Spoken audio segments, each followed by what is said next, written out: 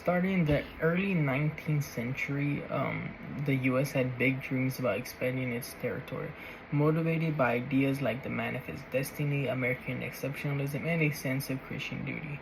This drive was about wanting to grab more land, grab more controlled labor, and tap into resources. These beliefs and practical needs came together to create a system where the exploitation of racialized labor and evictions of communities became key parts of Americans' growth story. For Chicanx communities, this history isn't just some backdrop, it's a very structured of their oppression. At the core of capitalism is who controls the means of production, like lands, tools, and labor. These people who own these resources, often referred to as bourgeoisie, make money through things like renting, baking, trading, and industrial work. On the other hand, workers rely on wages that are low enough for workers to survive but not thrive. As Karl Marx pointed out, this dependence on wages separates workers from their own future, treating them like tools for profit, and was tied to race right from the beginning.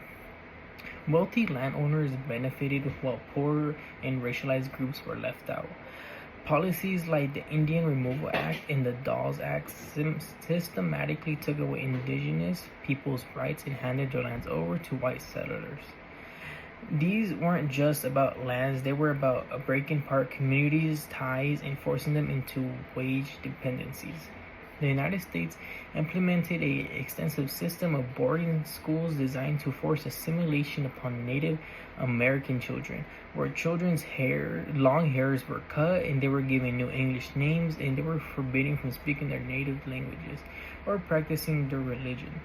This school aimed to kill the Indian in them and save the man. In 1846, invasion of Mexico was about expanding capitalism in the United States. They wanted Mexico northern lands because they were packed with resources and potential for profit. By taking over places like California, the United States boosted its economy, and Mexican Americans ended up being treated like an internal colony, stripped of their rights and power. They faced barriers to getting land, capital, and a voice in politics, which pushed many into low-paying jobs. And on top of that, they had to deal with with being pressured to fit into American culture through policies aimed at erasing their identity. These patterns repeated across other nations like Cuba, Puerto Rico, the Philippines, Guam, and Hawaii, which were all drawn into the United States capitalism through military conquest and economical manipulation. Dollar diplomacy ensured that Latin American nations remained dependent on Americans' wealth, with failure to repay loans often resulted in invasion or regime change. These imperial strategies reinforced the global reach of the United States capitalism. While domestically, the 13th Amendment exceptions clause allowed slavery to persist through criminalization unjustly targeted at Black Americans, which ensured a continued supply of forced labor. Learning about this part of Chicanx history brings up a lot of emotions.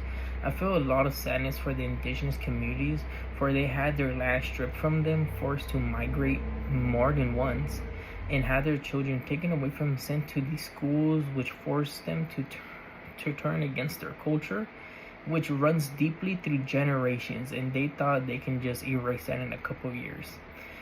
And they would do it by any means necessary. And it makes me kind of angry how their identities and rights were shattered. It made me realize how much schools keeps out this type of stuff in the history books.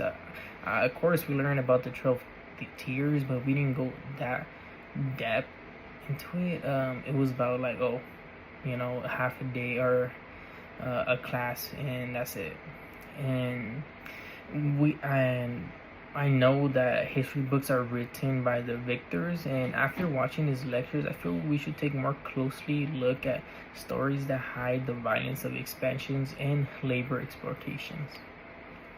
It showed me that history isn't just neutral, it's influenced by those who hold power over production, narratives, and laws. but also reminds me that there's always a chance of resistance, and that reclaiming history is a powerful move in itself.